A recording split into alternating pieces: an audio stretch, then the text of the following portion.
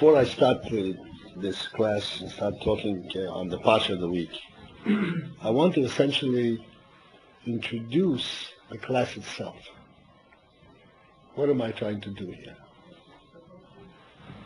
To Chazar Sikha, you guys learn Sikhas.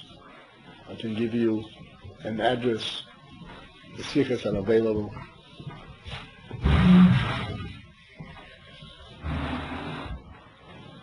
To give you a little bit of a musar, that's not the objective.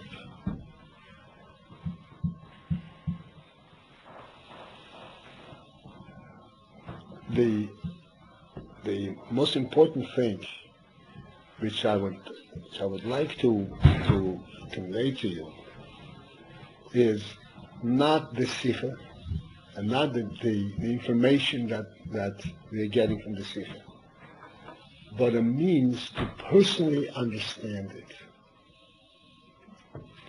You have to understand, I've pointed out on the various occasions,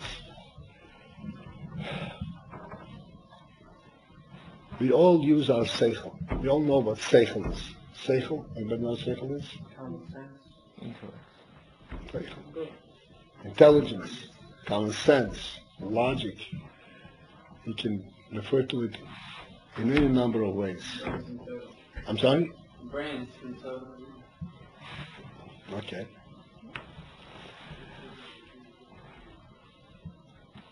But we are aware of the seichel on the functioning level. Everybody knows what the word functioning is? Functioning means on the active level. Let me give you an example. I'd like you to understand this. I lift my hand, I pick up the watch, and I put it over here. Now, this ability for me to pick up the watch and move it over here, did it exist in my hand before I did it? The ability? Yeah. Of course. Did I have the koyach in my hand? Yeah. You're sure of that, right? Yes. Okay. But you need to use also... Fine. Okay, I'm not trying to catch you understand? It's obvious that I knew before I lifted my hand, I knew that I could lift my hand. And I know that I could lift the watch, and I can move it, right? What, and this is more challenging now, what is the form of that koyach? In what way does it exist in the hand? When I move my hand, I can see, this is the koyach, I move my hand. When my hand is at rest, in what way, what kind of koyach is it?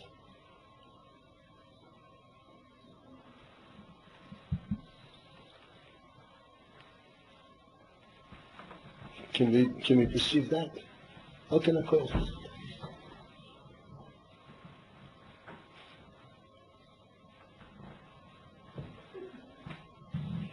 When I decide to move my hand, does a motor start running? Like, you put a car in gear and the motor starts running and catching the gears and pushing the wheel. Is that what happens? It seems almost totally unobservable. We don't know what happens to the kid. I pick it up, nothing. There's no noise, no motor running.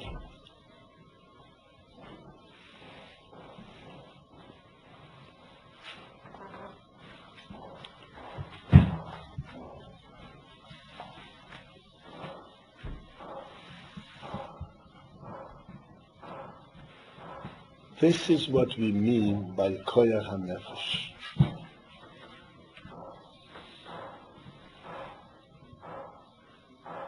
It's the force of life itself. It is true that the hand has muscle, has bone, has flesh, has all kinds of different parts, has veins and nerves and so forth. All that is not what makes it possible to lift the watch and move it. This is not what happens over here. This is only what you could call the physical part, the physical transmission of the koyach hanefesh. Because the nefesh is spiritual. And spiritual, a ruchnisdike koyach, cannot move a physical object. In order to transmit and to translate the spiritual koyach to a physical level, so that you can actually act upon a physical object, you have to have a physical hand. And this physical hand is not like the koyach hanefesh that is there from birth and is there automatically. This physical hand needs to be maintained. You have to feed it, you have to strengthen it, you have to exercise it. And if you don't exercise, it loses its strength. It becomes flabby and it doesn't work.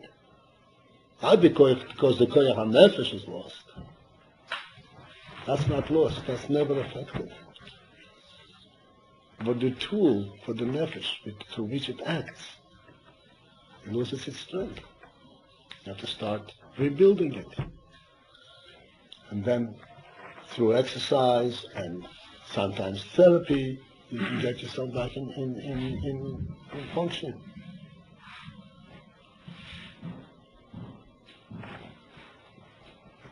This koyach hanefesh, if you come along with me a little bit, step deeper, this koyach hanefesh, it is true that we are observing the koyach hanefesh, what's called koyach hatnuah. What tnuah means? The koyach of moving. That's a very low level of identifying the koyach, the actual factual koyach, tnuah. But we all understand that this koyach is actually rooted, and it's actually representative of a much higher and more all-encompassing presence of the nefesh, which we call life itself. It's a living human being, a living entity. And this life itself, without going into details and different levels, but this is readily understandable, everybody can see it. This life includes all kinds of different koyachs.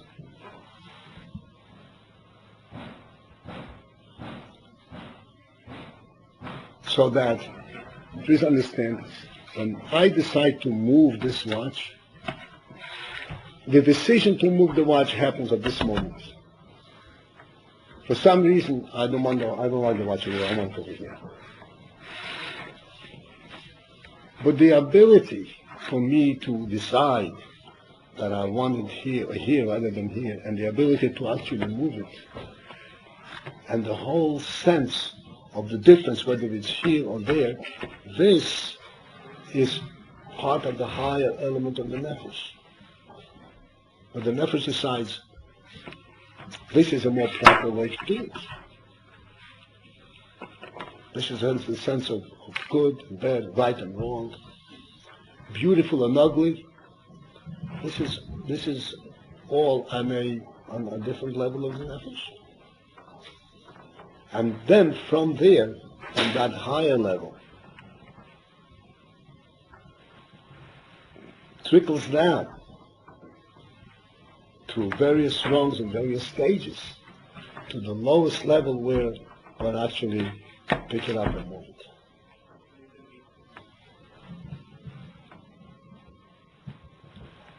Therefore, when you see the watch, when the hand moves the watch, what do you see? You see a hand moving the watch? No. You see a human being moving the watch. This is a human decision. This is not a hand function. The hand is only a tool, only the lowest and the last stage of the action. What's so funny?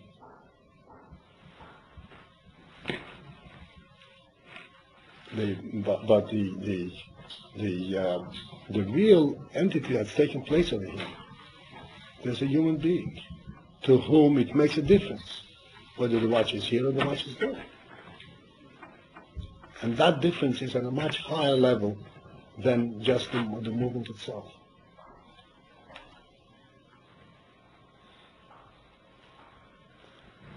This is simple, a very simple demonstration of the principle that we say there's a human being, a living human being, and a neshama that comes to expression at every moment.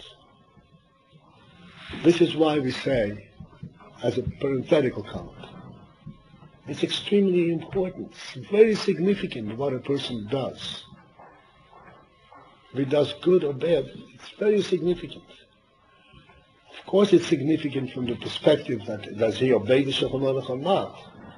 Does he follow, listen to God or not? Does he rebel, or is he following in Jewish life? But besides that,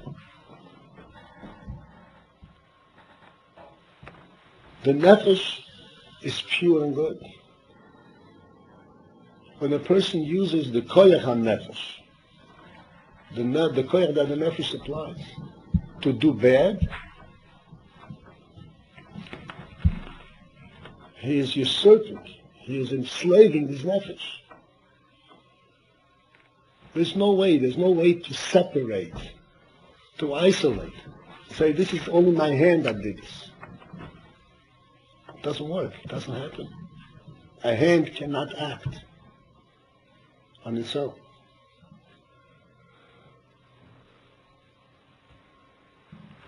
Thus, everything a person does not only reflects the nefesh, but it goes deeper than that. It either strengthens the nefesh, in other words, allows the nefesh to express itself, or it imprisons the nefesh. As the Alter Rebbe says, it imprisons the nefesh. It forces the nefesh to support and give him the koyach to do something that he doesn't want. It's contrary to its wishes, contrary to its nature, contrary to its purity.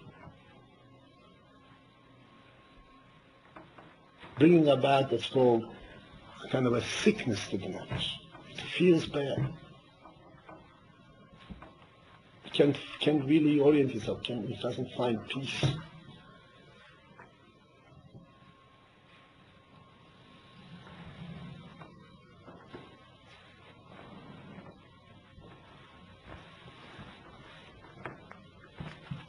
Since my aim is not to give you this, so I'm not going to go any further. But you all understand the ramifications of what I'm explaining to you, just very simple. And the last point, and this is the whole point that we're going into this, is that when we have... Excuse me.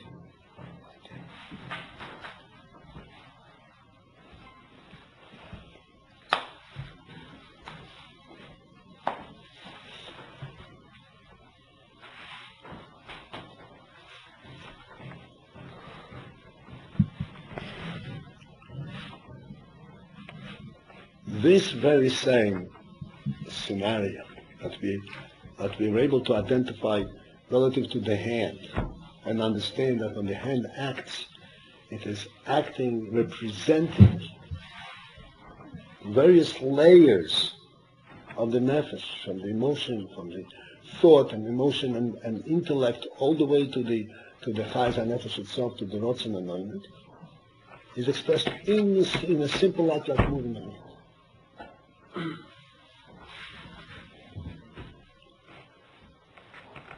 The same is true, but in a much more significant manner when we use our seichel.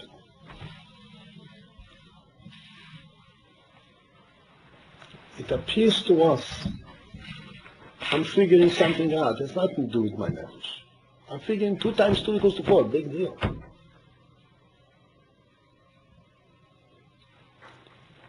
No, it is a very, very big deal. This ability to understand and to make sense of things and to understand even simple symmetric things, that 2 and 2 the simple symmetry is an expression of nefesh. It goes back to all the way, seichel particularly, the intellect. This is the highest of all the functioning consciousness. Functioning, now we understand functioning, the active consciousness. There are consciousness that are above the functioning level. The will of the nefesh, the delight. You may come across Rotzen and Neumann. Seichel is a functioning consciousness. What does functioning mean? Essentially, it comes into action when I'm employing it. There is not a moment in a person's life, not a second, an instant, that it doesn't have the element of will. Of will. Will is an expression of life itself. As long as a person is alive, he has a will and the Ratzon HaNefesh. Seichel, on the other hand, is not necessarily always active. When you have a question, you apply your thought, your seichel to it. There are many different levels of seichel. It's chokhmah, I don't want to go into great details. But even seichel that we all relate to. So we can already see that seichel, there can be an element of seichel that is what's called on the functional level. I have a question, let me try to figure out the answer. So when we come to that level, of functioning seichel, we tend to dissociate and say, it makes no difference what I'm thinking about. This is just external, this is not a function, this is an action. Nothing to do with my real self, nothing to do with my neshama, nothing to do with my life, nothing to do with the rotzen and only with the will and delight of the nefesh.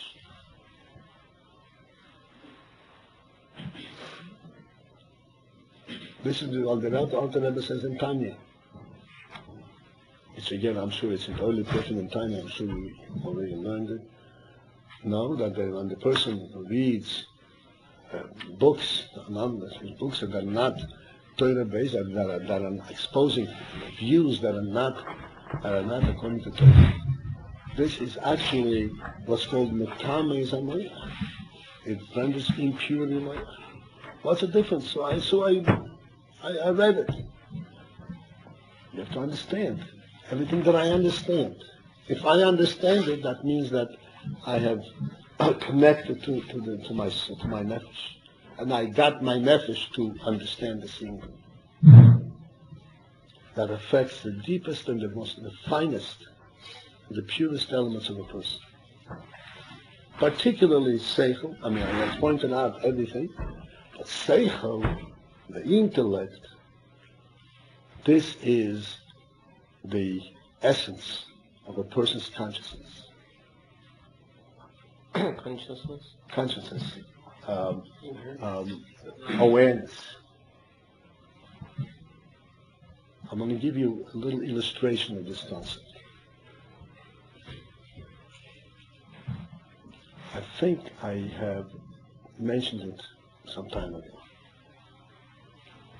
Maybe not so long ago.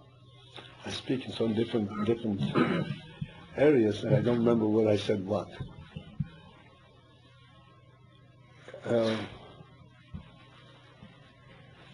You have a horse. And a baby horse is called a colt. When it drops, it falls down, it comes out of its mother's womb, falls onto the ground. Within a half hour after it's dropped, a half hour, it already is on its feet. Huh? I told you. It's already on its feet. And after a short while, it jumps and runs.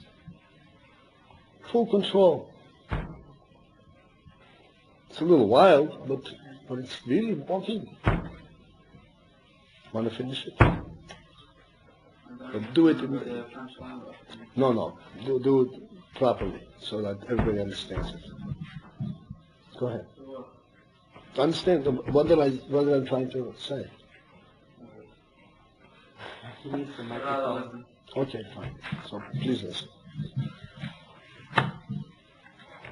Lahavdil, and we have to say lahavdil because we're in two different worlds completely, two different representations of God's power of creation, the human being.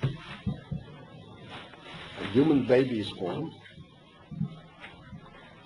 How long does it take for a baby to start to make a first step? Forget about running and jumping around. Huh? A year. A healthy, good baby, a year. What does that make you think? The horse is so much advanced to the baby. Look at this. the horse, when it's born, it has its full capacity, and the baby is nothing. What's the explanation of this? Clearly, everybody understands that this conclusion is totally false. Totally. To the contrary, because of the special quality of the human baby, this is why it's taking so long. And what is that special quality? That special quality is that when the horse gets up and jumps around, it does not intellectually know what it's doing. It's not an intellectual view of things. Oh, in this world it's supposed to walk. It has nothing to do with it. This is a spontaneous and so to speak, physical action.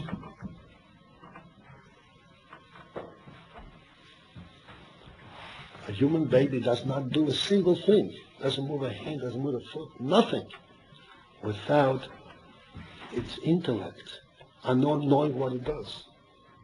Everything in a human being is directed by an intellectual view. If I'm going to walk, it is because I realize I understand the world, I understand what walking is, and I walk.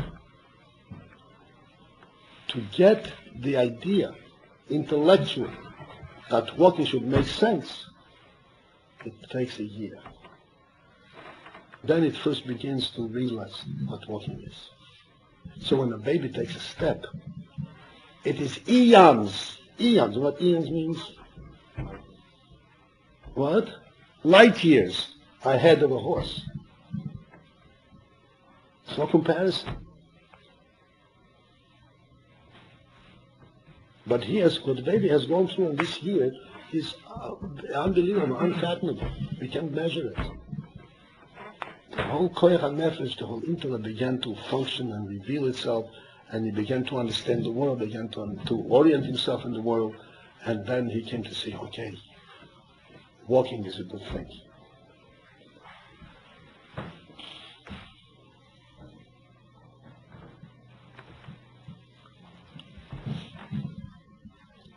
Everything that takes place in a human being is first perceived by his intellect. The intellect defines the human being. As I said, the intellect is something we have to safeguard. You know what safeguard means? You have to treasure it. Why do we feed this intellect? You want to have a healthy intellect, a healthy view of the world, not anything else. Because that defines the world we live in. And to change your view from a healthy world, from a sick world, that's good, to a healthy, is what's called kriyas yamsuf. Shall we hear that expression? It's like kriyas yamsuf.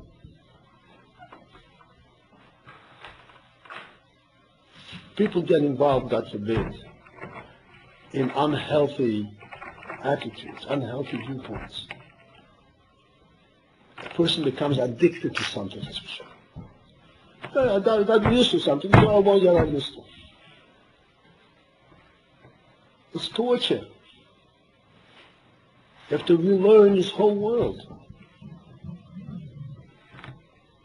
Sometimes it's virtually impossible, it's intolerable. Even simple addiction, people get addicted to drugs. So, okay, so don't take drugs. Go to sleep. They climb walls.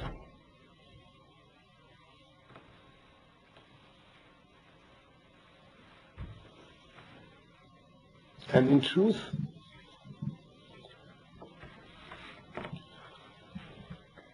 some extent, the person became addicted to something, means he lost control, he became involved in something. Then even if he dissociates, breaks away, and he cures himself, it's never 100% the way you would have been without it. He always has to be cautious. He always has to watch out what he does. If a person becomes addicted to liquor, he becomes an alcoholic, and then he gets control of himself and he stops drinking, he knows that he's always in danger to fall back. 20, 30, 50 years later.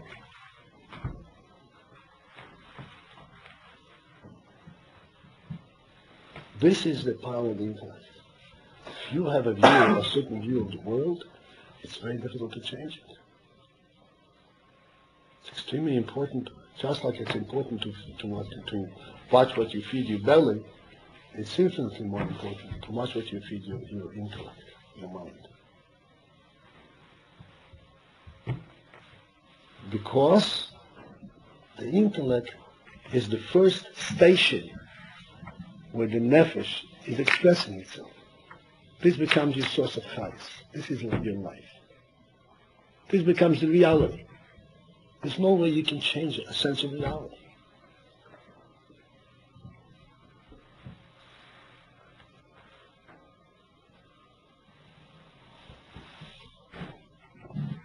You can... Okay, enough said. You understand very clearly what I said. And therefore, this is the point. The point of this shiur is that we should truly relate personally to one or another concept in Torah.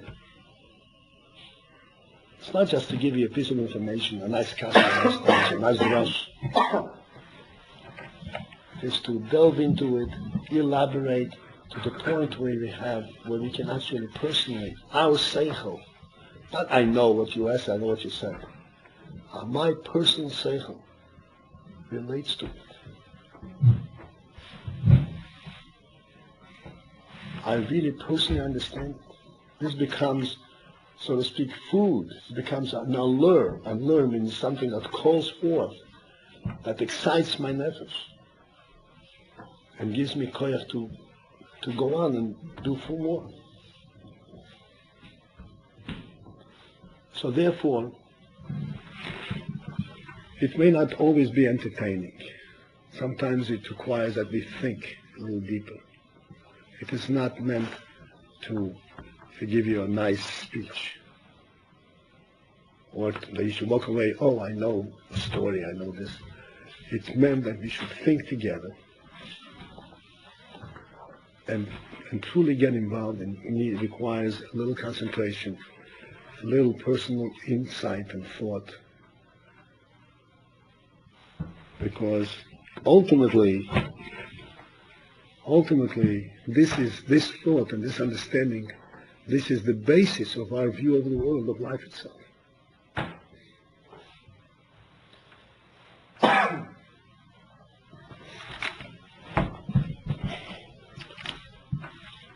Okay, let's come back to our parsha of the week. The parsha of the week,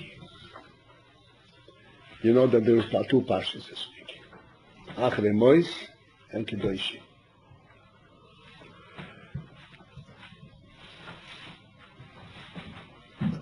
There's no question that each one of these parshas, obviously has an enormous amount that we can focus on and try to relate personally to and apply to. I want to take the Parshas Kdoshim. That more readily strikes us. Directly, immediately. Anybody who learns the Parshas Kdoshim and he reads the first words, if he listens to what he's saying, he will be stopped. If he says the words just like you're moving the watch and saying, like the horse moving or running around instinctively, nothing happens. But if he has his thought process, his mind alert. And he reads these words. He says, what is this saying?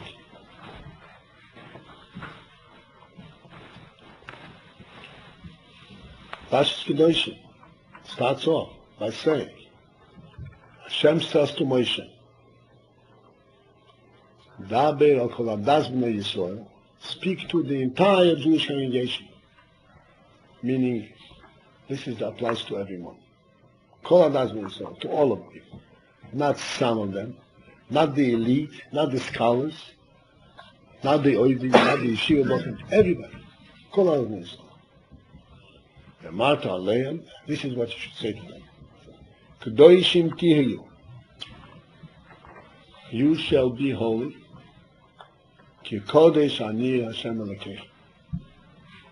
Because I, your God, is holy, am holy, and thus you shall or should be holy.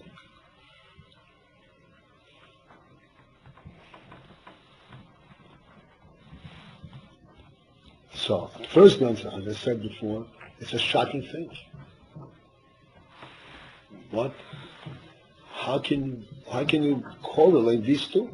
You should be holy because I'm holy. Hashem is holy, but I'm not holy.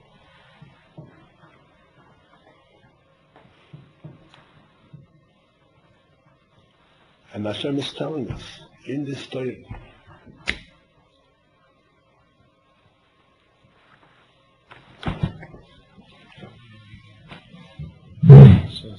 huh?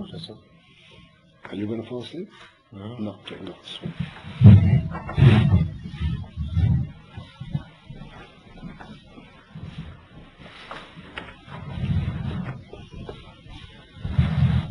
That's how it's described. No, this is a bit of a problem. Yeah. You want to see when I fall asleep as well. It's all right. I'll feel it. Oh. It's too hot over here. You won't fall asleep. Okay, never mind. What does it mean? Again, I'm saying to you, please think with me, understand these are real words from the Torah. The Rebbe is speaking to all of us. You should be holy because I'm holy. So at first glance, this is a shocking statement. It's unrealistic. But Hashem is telling us here. We may think that we can relate to it. Hashem is telling us a truth that we are not aware of. That in fact, we are related to Hashem. And we are capable of being holy just because Hashem is holy.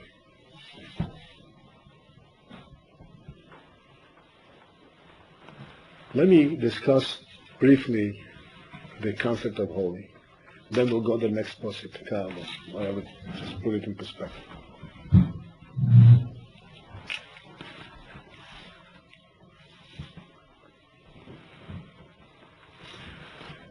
There's a story of a big tzaddik. It's a Talmud of the Ezekiel Maggid, the mayor of Primis Yam. Primis Yam. You may have heard of him. The mayor of Primis Yam was a big tzaddik. His was a Rebbe, in a Polish Rebbe. So the story goes very briefly that in his town there was a steep mountain, a hill. The mikveh was on the foot of the mountain, on the bottom of the mountain. So normally, in normal circumstances, you can walk down the hill to the mikveh. But in the winter, the hill was covered with snow. Can you finish the story? Go ahead. No, I'm not going to finish it. It's a long story. But yeah, but I have. Why not? I like it. You know the story? No, and everyone was full. Everyone dared him, and then at the end he. No, everyone needs to go down. It's not. Oh, there's three. Could fall down the snow. Yeah. Right. No. But no one be able to walk down. Right. And those He was saying that they don't seem to go down. no, those three people that said they could do it. I have no idea what you guys are saying. Okay. Here's the story. Okay. Fine. No. That's fine. That's fine. That's fine. That's fine. Generally. Right. That's right. Generally, when you tell a story, tell it. Don't be ashamed. Don't be embarrassed to say the story with every detail. It's okay. You're not apologetic. Okay. Here's the story in brief. So this was a place everybody knew. In the wintertime, you don't walk down the mountain. You walk around. Except, of course, Rabbi Meir. He always walked the same way. So one time, a couple of merchants, strangers to the town, came to the Mishyan. And they observed this thing. Everybody goes around the mountain. And Rabbi Meir goes straight. So they said, why doesn't everybody go down the mountain? They said, it's impossible. Impossible going the mountain. So he said, so how come this guy is doing it? That's, well, he insisted. I don't know how he's doing it, but nobody else can do it. So he said, if he can do it, I can do it. A merchant, right? A big shot. Once he's got money, he thinks he knows everything. So the next day, they decided, I'm going straight down the mountain. Because they took 2 steps, and they ended up on the bottom of the mountain. In the mikvah. In the mikvah. All broken up. They saw, really, it's impossible. It's impossible. So they came to Rabbi Meir apologizing, that they suspected him, that he was a chutzpahdik, he deserves apology. They said, please tell us, how do you do it? So he said, when you are holding down on top, it's attached on the top, you don't fall down. Meirel, in other words, Meirel, referring to a Meirel, is Sigi bin Oiven, Paltiel nicht dahinter. Anybody know Yiddish? No. Meirel is bound up on top, so that's why he doesn't fall down. Is what on top? Tied, no. Tied. Tied? Tied. Bound. Oh, he's roped up. Not roped up. He's tied up to above. What does this mean? If we think into these words, it's a very simple statement. Even though we are walking, Meir was also walking on the mountain. He didn't fly. He didn't fly down the mountain like, the Levim when they carried the Oren is to carry down, the Gemara says. He walked down the mountain step by step. So he's also attached to the ground. But he's not limited, he's not bound by the ground. He's attached to the ground, but he's not bound by it.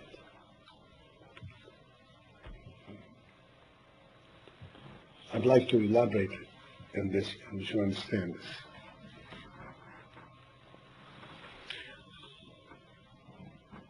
Animals walk on four legs. A human being walks on 2.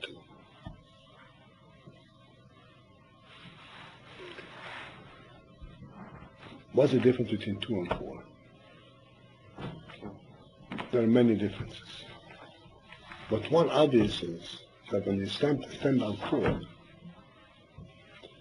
you are completely supported by the ground. You're dependent, like the table is not living. It's also standing up because it has 4 legs.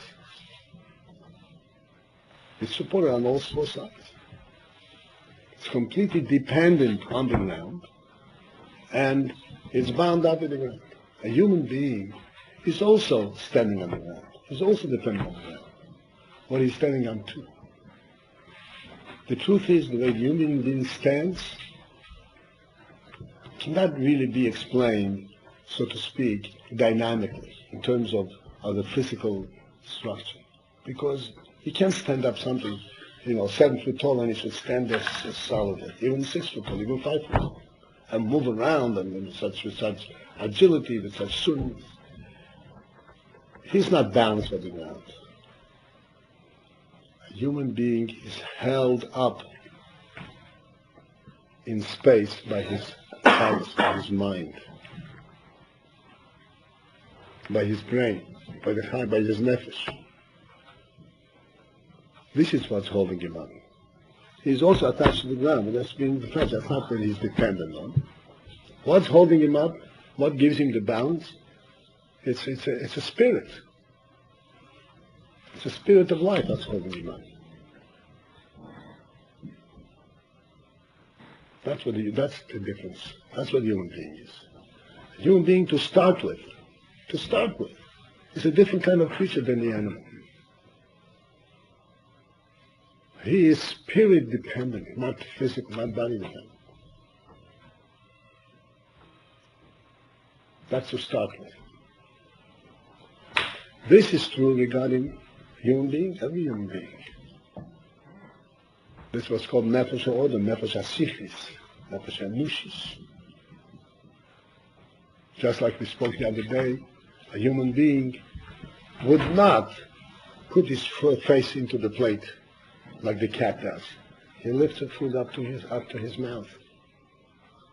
Because the head is the king. The head cannot be put into the food. The person who puts his face into the food, he's eating like a dog. Because it's about the Gilad. Excuse me? Yeah, about Gilad when he went to... That's right, in the water. Yeah. Right. This is a human being on the very basic level. On top of that, Bnei Yisrael, the Jewish man, the Yid, who has a special connection to Hashem, he is not only uplifted by his brain, but he is uplifted by his connection to Hashem. He actually is supported by his emunah, by his connection to Hashem. And that's what the Torah says, Kdoshim to you should be holy. Holy means you should be above the fray, above the physical world. What kind of holiness? A holiness that shows that you're connected to Hashem. Not just the intellectual things, but higher than that. A holiness that clearly says you're in the world, but you're not bound by the world. Your life is not defined by the world. It's defined by your godly relationship. And where do we see that? And the Torah right away gives you an example. What is the first mitzvah? By the way, you should know that Pashas Kdoshim has more mitzvahs than any other Pasha in the Torah. The whole Pasha is full of mitzvahs. And what is the first mitzvah after that? Ish imay v'yobib tiro. You should show respect and awe and fear for your parents. There's Shabsoi Saiti Shmoiru, and you should also keep my Shabbos.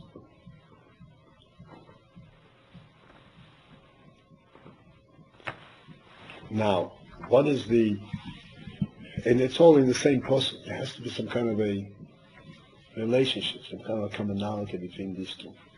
Feeding the father and the mother, and keeping the Shabbos.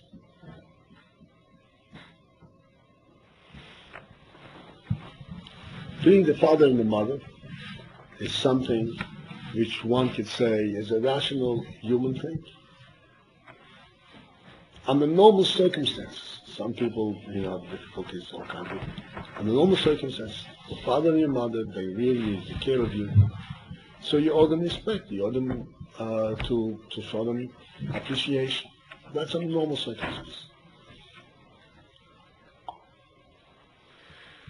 Although in truth, when the person says you should fear your father and your mother, it doesn't necessarily mean a father and mother that took care of you. It could be a father and a mother who don't want to know who you are. You still have to recognize it. How you don't know that. But that's a separate thing. God forbid there is such things too.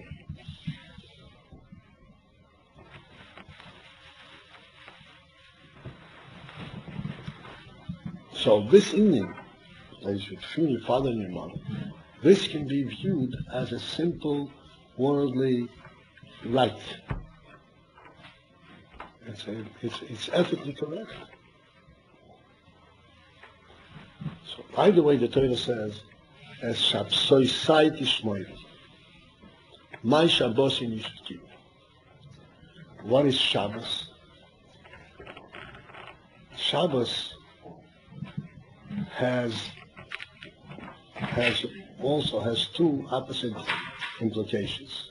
On the one hand, Shabbos is a day of rest, and today, after all of these thousands of years, people have come to realize that a human being really should have a day of rest, to come back to himself. That's on the outside world is on. Huh? The outside world is on. Yeah, everybody recognizes this at this point. Not individuals, but the individuals who are sold to them their business. But generally speaking, everybody knows it's not a good idea. You have to come back to yourself. Take a rest.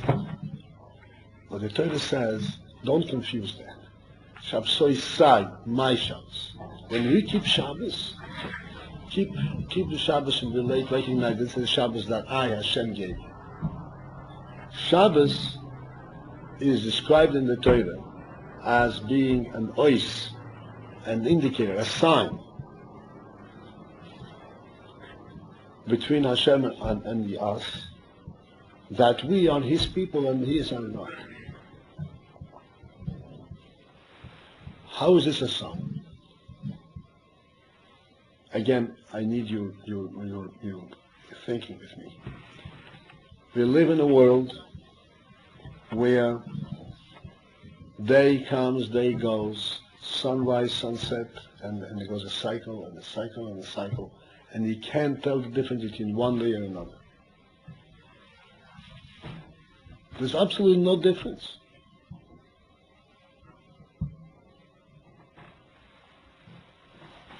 And from that perspective, you lose sense. Please understand. The world is a created entity. It was created. Anything that was created has a beginning. When this cycle started. If it has a beginning when the cycle started, therefore you can trace it back. Okay, here's when it started. And here's where it comes back to the beginning. Here's it comes back to the beginning. The cycle of creation was 7 days, 6 and 1. Then when 6 and 1 passes, then another cycle starts, another cycle starts. That is when you recognize that this is a creation. It came into being. If you lose sense of this cycle, and you go from day to day to day to day ad infinitum, what happens? What is your perception of the world? You lose sense of it being created. There's no beginning. There's no beginning. It's a continuum. Shabbos is the continuous reminder for us and defines to us what world we live in and how we relate to the world. This is God's world. This is God's creation. And thus, here's a cycle. Shabbos is the end of the cycle. And then comes Sunday, a new cycle begins. What's a new cycle? That's when the recreation started. So even though we are dealing with something totally, quote-unquote, worldly, period, and in the world you don't see the difference, we know the difference. Because we relate to the world a bit higher than being attached to the world itself. We define what goes on in the world. We don't let the world define for us. The world screams no difference between Sunday, Monday, Tuesday, Wednesday. There's no difference. We say, no, I say there's a difference. Because I know that the world was created, even though the world seems to be denying it, hiding it. So that we are therefore bringing God's holiness into the world. We are defining what the world is.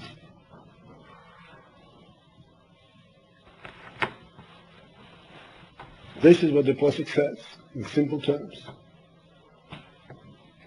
Just as by Shabbos, even though you live in a simple weekly cycle, but you have the power and the duty and the privilege And the blessing of being able to live in this world at this level of continuously recognizing its godly presence, its godly element, and elevating the world to a godly status. The same when it comes to Yishim of Yavitrod, fear your father and your mother, have respect for your father and your mother. As we said before, father and mother, this is a physical thing, a worldly thing. Wait a second. Yes, it is a worldly thing. But your father and your mother were only instruments, only the means by which your neshama came into the world. Your neshama that came into the world is a godly neshama. Your parents were instrumental of bringing your neshama down. They didn't create the neshama. The neshama belongs to God, just like you continue to belong to God. But they give you the means to have this neshama and to live with it and to fulfill the mission, your mission and your godly mission. You appreciate this and therefore you give them respect. Because anything that you're going to do, any cognizance, recognition and understanding of godliness that you ever come across will be due to their contribution. Contribution? Their gift. That they contribute. Huh?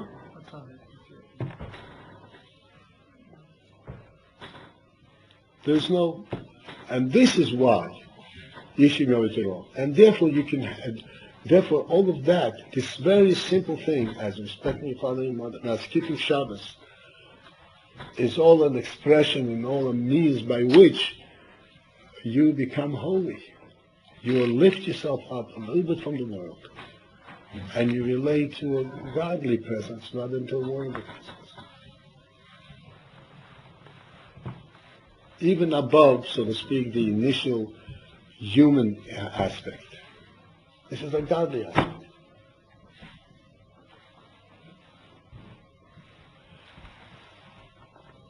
This is obviously a lot,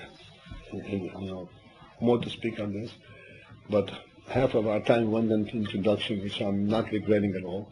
Hopefully this will keep us going for a long time, reflect on the purpose of all these thoughts.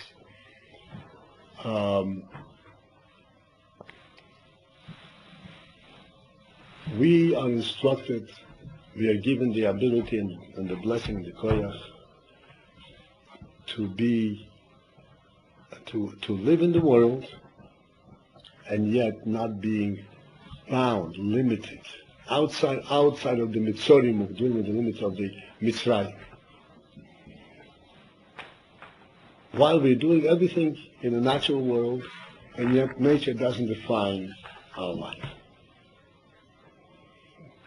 We take a piece of bread that grew on the ground, that Lahavu the Goy also has the same piece of bread. We declare and we say, this is not the same piece of bread that he's eating. He's eating bread that the earth produced. He's eating bread that Hashem gave us.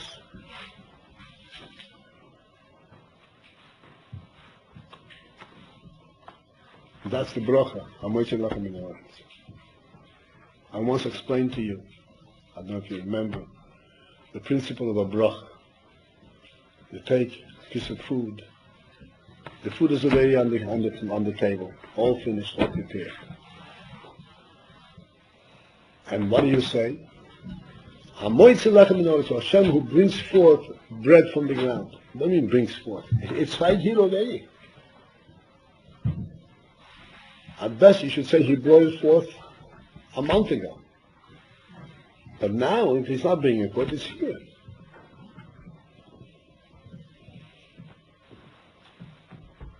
However, I'd like you to understand this. The bread that grew on the ground, that's not the bread that we want to eat. The bread that grew on the ground is, so to speak, bread that belongs to the ground, and the rats find food in the ground someplace. We are not rats. We're not even cats. We're not dogs. We're not animals. We're not looking around scavenging and saying, what is edible in the world? Oh, that's edible. That's not how we live. When Adam Rishon first came to the world, Hashem told him, I created all of this, and I created trees and fruit and vegetation, and he showed him, this is for you to eat. Hashem didn't let him say, okay, find your way around. See? The cats that weren't going around, they were eating, so you eat along with them. That's not the way Hashem did it. Hashem said, this I'm giving to you to eat. And that remains true for all times. That when we take a piece of food and eat, we are taking it directly from Hashem's hand, effectively. Hashem said, you eat this. And that's what the bracha is. HaMoitze Lechem Od, he now produces food from the ground and gives me to eat, and now I eat it. Up until this time, until I make a bracha, it is food that belongs to the ground. When I make a bracha, it's food that belongs that Hashem gave me. It's a different kind of food. This is the perspective and this is the mode of life that we are taught in every aspect of our lives to maintain this level of Kedusha. When we go to sleep, it's a natural thing. A person is tired, he goes to sleep. But that's not how we go to sleep. We go to sleep because we say, I'm trusting Hashem with my neshama. Yod Chav Kidruch. Hashem brings a slumber on my eyes. And Hashem wakes me up, and that's why I say waking up. From the moment we wake up to the moment we go to sleep, we always recognize that we are not living in the natural, we're not captured in the natural phase of life.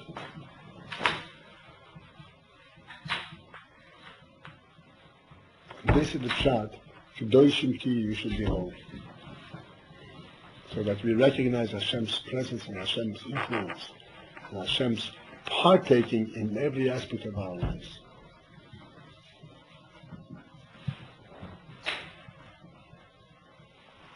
As I said, there's much more in this relation. It's a little late. I just want to say that in effect, this Kdoshim, this union that we bring Kedusha and holiness in everything, even the most simple and mundane aspects of our life, this is ultimately what is going to transform the world, make the world fit for Mashiach. And we should all be participating, both contributing to this transformation, and we should all be zoicha to reap the fruit of that effort. Amen.